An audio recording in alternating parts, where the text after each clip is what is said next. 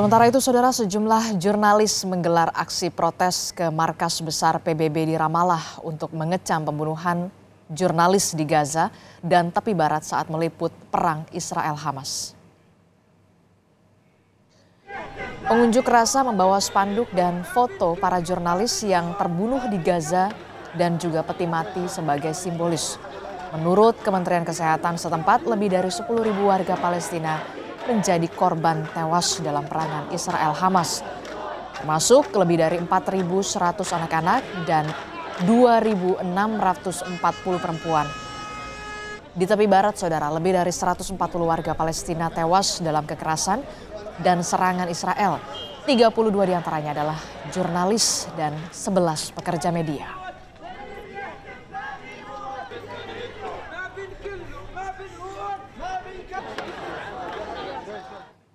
Ratusan warga sipil Palestina menyelamatkan diri ke selatan Gaza untuk menghindari ancaman pengepungan Israel terhadap wilayah mereka.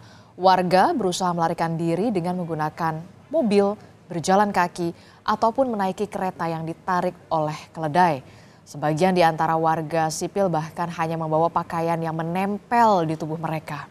Selain untuk menyelamatkan diri, warga sipil melarikan diri ke wilayah selatan Gaza karena persediaan makanan dan pasokan air di wilayah mereka sudah habis.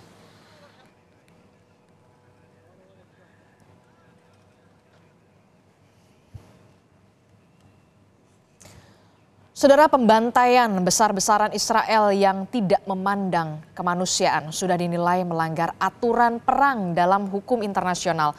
Apakah Israel dapat dikenakan sanksi dan disidang di pengadilan internasional?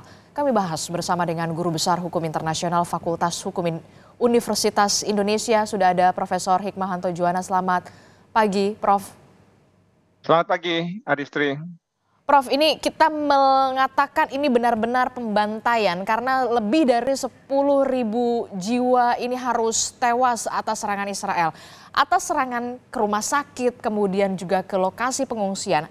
Apakah kemudian Israel ini benar-benar sudah nyata tegas melanggar dengan hukum humaniter internasional, Prof? Sudah nyata, sudah dengan tegas bahwa ini melanggar hukum perang atau hukum humaniter internasional. Karena dalam perang itu sebenarnya ada dua hal yang penting. Yang disebut sebagai keabsahan dari perang. Kalau menurut saya memang Israel mengatakan bahwa dia menggunakan pasal 51 Piagam PBB untuk membela dirinya. Tetapi serangan ke Gaza itu sudah tidak proporsional. Sehingga bisa dianggap sebagai perang yang dilakukan sekarang ini adalah perang yang tidak sah. Kedua, terhadap target-target sasaran-sasaran yang dilakukan oleh Israel, di mana dia melakukannya secara indiskriminate, tidak membeda-bedakan antara kombatan dengan non-kombatan. Non-kombatan ini rakyat sipil, anak-anak, ya orang tua dan lain sebagainya. Nah, ini jelas dilanggar. Belum lagi yang dijadikan target juga rumah-rumah ibadah, rumah-rumah sakit, bahkan juga jurnalis tadi kita dengar. Nah, tetapi Israel bertahan dengan mengatakan bahwa Hamas menggunakan anak-anak dan wanita ini sebagai tameng, human shield, ya, tameng manusia. Lalu kemudian menggunakan rumah sakit, rumah ibadah sebagai tempat mereka bersembunyi, sehingga Israel merasa bahwa dia berwenang. Nah, tetapi ini semua kan harus diadili di sebuah pengadilan. Salah satunya adalah Mahkamah Kejahatan Internasional. Tapi ingat, ini bisa tidak efektif. Kenapa? Karena Israel bukan anggota. Yang kedua, kita tahu bahwa kalaupun dibawa ke Dewan Keamanan PBB untuk dibawa ke Mahkamah Kejahatan Internasional, itu akan diveto oleh Amerika Serikat.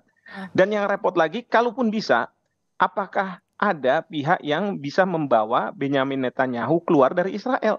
Karena permasalahan berkaitan dengan Mahkamah Kejahatan Internasional itu adalah masalah praktis teknis bagaimana membawa orang yang dituduhkan itu untuk bisa menghadapi sidang. Kecuali kalau dia sudah kalah perang dan lain sebagainya, itu tentu akan mudah. Seperti itu. Oke, kalau tadi Anda sebutkan, Prof, dibawa ke Mahkamah Internasional, tapi kemudian Israel ini bukan anggota. Lalu upaya apa yang kemudian harus dilakukan dan bisa dilakukan oleh dunia untuk menghentikan perang antara Israel dan juga Hamas ini? Ya, dibawanya sebenarnya bukan Mahkamah Internasional, tapi Mahkamah Kejahatan Internasional. Mahkamah Kejahatan Internasional. Criminal Court, betul. Nah, apa yang bisa dilakukan kalau sekarang ini kan kita sudah tahu PBB macan ompong. Berbagai resolusi dibawa ke Dewan Keamanan PBB selalu diveto oleh Amerika Serikat. Betul. Ada resolusi untuk jeda kemanusiaan di Majelis Umum PBB, walaupun banyak negara yang menyetujui, tapi yang terjadi ini dalam masyarakat internasional itu bukan hukum internasional, tapi hukum rimba. Siapa yang kuat, dia yang menang. Jadi walaupun hanya 14 yang menentang, tapi di situ ada Israel dan Amerika Serikat, ya sudah, mereka bisa mengabaikan resolusi Majelis Umum PBB ini. Nah, apa yang bisa kita lakukan? Menurut saya, pertama adalah viralkan apa yang terjadi di Gaza ke seluruh penjuru dunia. Idenya adalah supaya rakyat di Amerika Serikat, rakyat di Israel, mereka bisa melihat senyatanya. Jadi selama ini mungkin mereka melihat dari media mainstream yang berpihak kepada Israel. Untuk apa? Untuk supaya mereka akan menekan pemerintahnya untuk menghentikan serangan ini. Sekarang kita lihat di Israel sendiri sudah ada demo untuk supaya Perdana Menteri Netanyahu turun. Demikian juga di Amerika Serikat. Karena Amerika Serikat ini penting, Israel tidak akan menghentikan serangan terhadap anak-anak dan lain sebagainya itu kalau dia dibenarkan oleh Amerika Serikat. Nah, ini Amerika Serikat dalam posisi bahwa mereka membenarkan tindakan Israel berdasarkan hak untuk membela diri Israel. Nah, ini yang kita harus sampaikan kepada rakyat di sana bahwa ini tidak benar. Yang kedua, saya selalu mengatakan seandainya Bapak Presiden bisa mengontak Presiden Joe Biden secara langsung, mengatakan konsekuensi kemanusiaan apabila perang ini terus dibenarkan oleh Amerika Serikat. Amerika Serikat melalui Presiden Joe Biden harusnya minta supaya Israel segera menghentikan serangan terutama yang mengenai rakyat sipil, rakyat tidak berdosa, rakyat yang tidak pernah menaikkan kontrak untuk mati dalam rangka perang gitu. Nah, ini yang harus dilakukan. Demikian. Kalau tadi Prof. Hikmanto mengatakan PBB belum bisa berupaya secara maksimal, kemudian apakah bisa Israel ini diadili di pengadilan internasional, Prof? Karena kita tahu kalau tidak salah Turki juga sudah mengajukan Israel ini. Ya, seperti saya katakan tadi, ini akan sulit. Karena apa? Israel bukan anggota dari International Criminal Court Statute. Statutanya itu dia bukan anggota.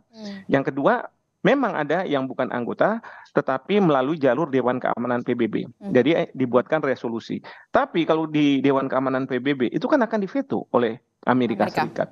Nggak mungkin Amerika Serikat membiarkan Israel diperlakukan, katakanlah diadili dan lain sebagainya. Nah, yang ketiga, kalaupun ini semua bisa, katakanlah Presiden Benjamin Netanyahu sedang keluar negeri lalu ditangkap, lalu dibawa langsung ke Mahkamah Kejahatan Internasional. Yang jadi masalah adalah apakah Israel sebagai negara tidak akan melakukan tindakan terhadap mereka yang menangkap katakanlah pahlawannya, ya. Jadi kalau dari sisi Israel kan Benjamin Netanyahu dianggap sebagai pahlawan karena dia membela rakyatnya untuk menghabisi petinggi-petinggi Hamas. Nah, ini yang jadi permasalahan gitu.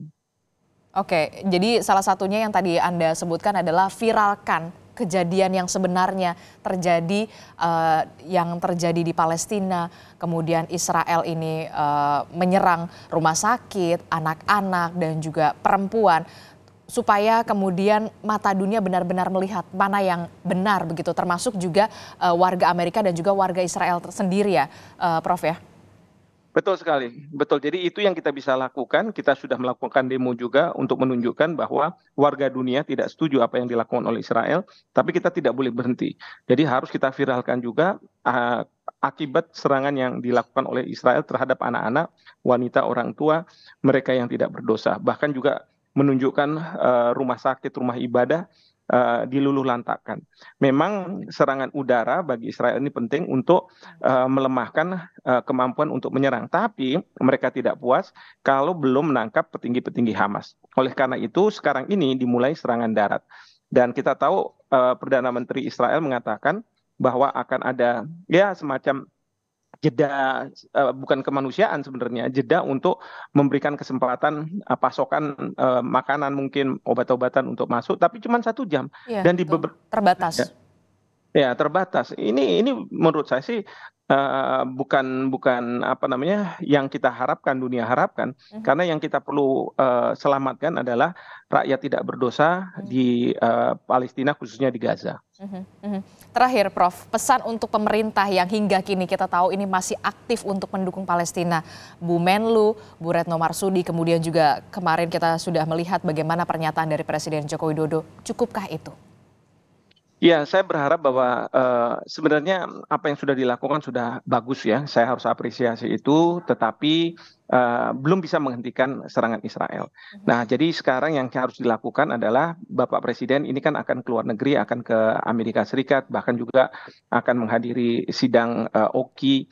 Nah, di sini Bapak Presiden bisa berbicara agar negara-negara Islam kita bersatu padu untuk mengatakan bahwa yang kita perlu selamatkan adalah manusia. mhm, Kita tidak akan berpihak kepada Hamasnya, kita tidak akan berpihak pada Israel yang enggak. mhm, Yang kita harus selamatkan adalah manusia-manusia yang tidak berdosa. mhm, Lalu Presiden akan pergi ke Amerika Serikat dalam rangka APEC. Di sana juga mungkin Bapak Presiden bisa langsung berbicara dengan Joe Biden, mhm, menyampaikan apa konsekuensinya. Kalau ini tidak juga mempan, terpaksa Bapak Presiden harus bermain mata dengan Rusia, dengan Cina, mhm, karena kita tahu bahwa kekuatan dunia saat sekarang ini ada di dua negara ini sebagai betul. imbangan dari Amerika Serikat. Mhm. Jadi bukan kita mau ngeblok ke sana, tetapi kita harus bermain mata ke Cina dan Rusia untuk memastikan bahwa Amerika Serikat akan mengendalikan Israel dalam serangan-serangannya ke Gaza. Seperti Oke. itu. Oke, jadi dalam waktu dekat Presiden Joko Widodo akan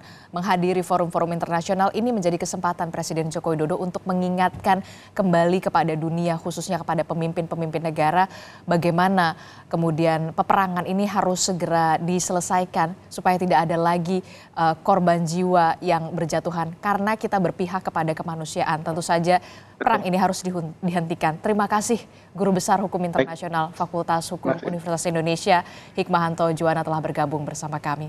Selamat pagi Bapak. Selamat pagi.